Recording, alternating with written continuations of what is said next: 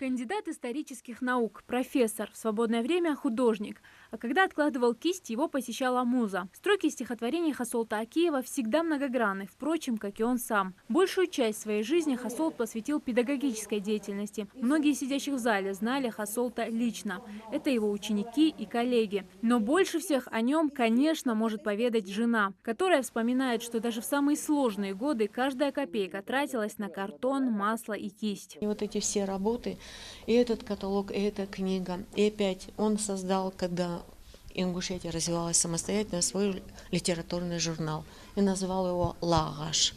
В этом отношении символика, видите, человека и, естественно, земной шар.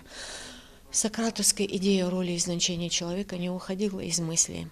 Он все свое время посвящал работе, новым трудам или искусству. На семью практически не оставалось времени. Супруга, которая и сама стала кандидатом философских наук, как никто понимала его занятость и брала многие бытовые заботы на себя, оставляя ему свободу личного пространства. И сегодня она самый преданный хранитель фондового наследия Хасолта Акиева.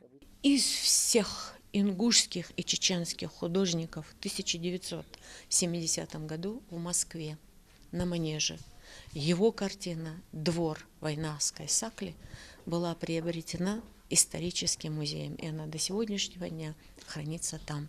В этом году Хасолт Акиев отметил бы свое 75-летие. Он родился в 1942-м. Ему не исполнилось и 2 лет, когда семью депортировали в Казахстан. Отсюда и трудное детство, и особое трепетное отношение к родине. Свои работы он чаще посвящал горной Ингушетии. Его картины хранятся во многих музеях страны и в частных коллекциях по всему миру. В тяжелых 90-х Хасолт Акиев возглавил Ингушский научно-исследовательский институт. Именно поэтому здесь к этой личности проявляют особое уважение. Если бы он занимался только художественным творчеством, он бы оставил огромную коллекцию художественных полотен, а он и оставил многие из них. Если бы он занимался только историей, он бы сделал еще много открытий, а он в числе первых обращался к вопросам, которые до него не исследовались. Если бы он обращался только к символике ингушского орнамента, к семиотике, к семантике, то, уверяю вас, это были бы труды, на которые сегодня ссылались бы классики. И он на этом поприще тоже проделал большую работу и оставил много исследований.